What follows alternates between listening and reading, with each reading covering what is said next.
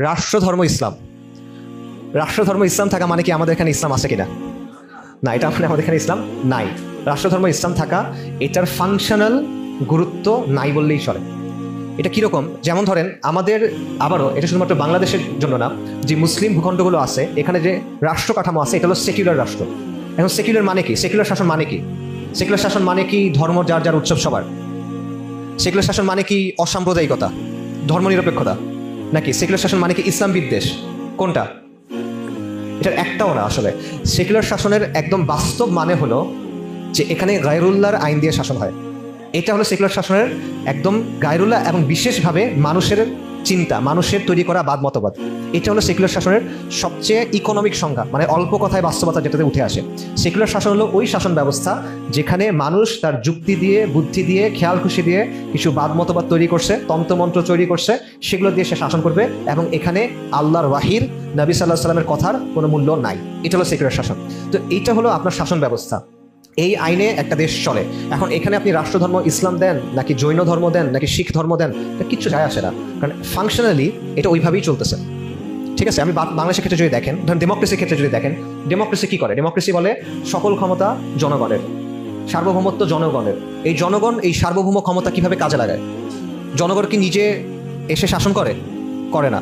জনগণ কি করে? সে ভোট দেয়, নির্বাচন করে, নির্বাচন করে সে কিছু মানুষকে বাছাই করে। এই মানুষগুলোকে কি বলে? জনপ্রতিনিধি। জনপ্রতিনিধি কি করে? জনপ্রতিনিধি সংসদে যায়। এখন সংসদের কাজ কি? সংসদের একটা নাম আছে, বলতে পারবেন? না, পার্লামেন্ট সংসদের ইংরেজি। সংসদের নাম হলো আইনসভা, লেজিসলেটিভ কাউন্সিল। মানে কি? জনগণ তার সার্বভৌম ক্ষমতা কিছু মানুষকে ডেলিগেট করছে। সে তার সার্বভৌম ক্ষমতা কিছু মানুষকে দিয়ে দিছে যে তুমি আমার উকিল, তুমি আমার প্রতিনিধি, তুমি এখন এই পরিষদে যাও, এবার তুমি গিয়ে আইন বানাও। এটা হলো সংসদের কাজ। এই জন্যই সংসদের নাম আইনসভা, বিধানসভা, লেজিসলেটিভ কাউন্সিল। সেখানে গিয়ে মানুষ তার খেয়াল খুশি মতো আইন বানায়, এবং সেই আইনকে সে আল্লাহর আইনের উপরে স্থান দেয়। শুধু সেটা না, আল্লাহর আইনকে সে বাতিল করে, এবং সে এটা আপনার উপর বাধ্যতামূলক চাপায় দেয়। আপনি অন্য আইন চাইতে পারবেন না, রাইট? সো এই জিনিসটা হয়। তো এইটার এরকম যখন একটা ব্যবস্থা, তখন সেই ব্যবস্থায় আপনি যদি বলেন যে রাষ্ট্রধর্ম ইসলাম, এটা যদি আপনি সংবিধানের প্রথম 10 পাতায় শুরু থেকে শেষ পর্যন্ত লিখে রাখেন, প্রথম 10 পাতায় আর কোনো কথা নেই, বারবার খালি এটাই লেখা, তাতে কি বাস্তবতা পরিবর্তন হয়? মনে করেন একটা ব্যক্তি, সে প্রকাশ্যে আল্লাহকে গালি দেয়, সে প্রকাশ্যে নবী সাল্লাল্লাহু আলাইহি ওয়াসাল্লামের অবমাননা করে, স্পষ্ট, এখানে কোনো সংশয়ের জায়গা নেই। এখন এই লোক, তার পিতা মারা গেল, এখন আপনি যদি গিয়ে বলেন যে এই লোক তার বাবার সম্পদে উত্তরাধিকার হইতে পারবে না, কারণ ইসলামের একটা নিয়ম হলো কাফের কখনো মুসলিমের সম্পদের উত্তরাধিকার হইতে পারে না, এটা কি রাষ্ট্র মানবে? মানবে না। কেন? কারণ জাতীয় পরিচয়পত্রে লেখা আছে সে মুসলিম, এই জন্য সে মানবে না। এই লোক একটা মুসলিম মহিলাকে বিয়ে করলো, আপনি কি যখন মানা করেন যে না, কোনো মুরতাদ কখনো মুসলিম মহিলাকে বিয়ে করতে পারে না, এটা ইসলামের স্পষ্ট বিধান, কারো ইখতিলাফ নাই, এটা কি রাষ্ট্র মানবে? মানবে না। কেন? কারণ সে লোক, এখানে লেখা যে সে মুসলিম। এরকম আরেকটা কথা আছে যে কোরআন সুন্নাহ বিরোধী কোনো আইন তৈরি করা হবে না।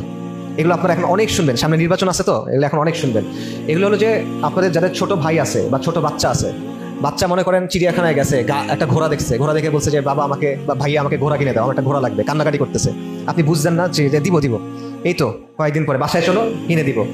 এটা কেন দেন? কারণ আপনি জানেন যে তার মনে থাকবে না, সে ভুলে যাবে। যেহেতু সে ভুলে যাবে, তাকে একটা তাদেরকে আটকা রাখে না ঘরের মধ্যে, তাদের এফিডেভিট সব কিছু করা, এরপরে তাদেরকে ফ্যামিলি ধরে নিয়ে যায় না? পার্বত্য চট্টগ্রামে এরকম ঘটনা ঘটছে না? নমুসলিমকে মেরে ফেলছে না? এরকম কত ঘটনা আছে। কাদিয়ানিরা তাদের দাওয়াতি কাজকর্ম করে, সেখানে মুসলিমরা কাজ করতে গেলে তাদেরকে জেলে ধরে নিয়ে যায়। মিশনারিরা দাওয়াতি কাজ করে, ওলামায়ে কেরাম কাজ করতে গেছে, আপনারা জানেন জুবাইর সাহেব হাফিজাহুল্লাহ, ওনাদেরকে জেলে থাকতে হয়েছে। কেন? কিসের জন্য? কিসের জন্য? দেশের আইনে তো ওটা কোনো অবৈধ কিছু না, তাও তো সেটা মানা হয় না। তো এই রাষ্ট্রধর্ম ইসলাম আর কোরআন সুন্নাহ বিরোধী আইন করা হবে না, এটা দিয়ে আপনি কি অর্জন করছেন বলেন? কিচ্ছু না। এটার কোনো ফাংশনাল ভ্যালিডিটি নাই, এটার কোনো কার্যকারিতা নাই। এটা হলো একটা জিনিস যেটা আপনাকে দেয়া হয় বুঝ দিয়ে রাখার জন্য। কারণ এটা হলে আপনিও হয়তোবা কিছু করার দরকার নেই, কিছু তো আছে, শান্ত থাকি আমি, এই জিনিসটার মধ্যে আপনি থাকেন, সন্তুষ্ট থাকে, আমি তৃপ্ত থাকি, আর কিছু না। রাষ্ট্রধর্ম তো ইসলাম, এই তো বলছে কোরআন সুন্নাহ বিরোধী আইন হবে না, খুব ভালো হয়েছে। কারণ এটা যদি আপনি বলে করেন যে না, এরকম তো হওয়ার কথা না, এখানে অন্যরকম কিছু হওয়ার কথা, এবং এখানে আমার একটা দায়িত্ব আছে, এই চিন্তাটা তো সমস্যার একটা চিন্তা। এই চিন্তাটা ঢুকলে আপনি তো আপনার সাধারণ জীবনে ফেরত যেতে পারবেন না। এই চিন্তাটা ঢুকলে আপনার তো মনে হবে যে আল্লাহর সামনে গিয়ে আমার একদিন দাঁড়াইতে হবে, তাহলে আমি কি বলবো? তো এত চিন্তা করতে কে চায়? তার চেয়ে কথা আপনি মেনে নেন, এটা তো সোজা, একটা বুঝ আপনি নেন, সেও বুঝ দিল, আপনিও বুঝ দিলেন, সবাই খুশি। এটা হলো আর কি আমাদের অবস্থা।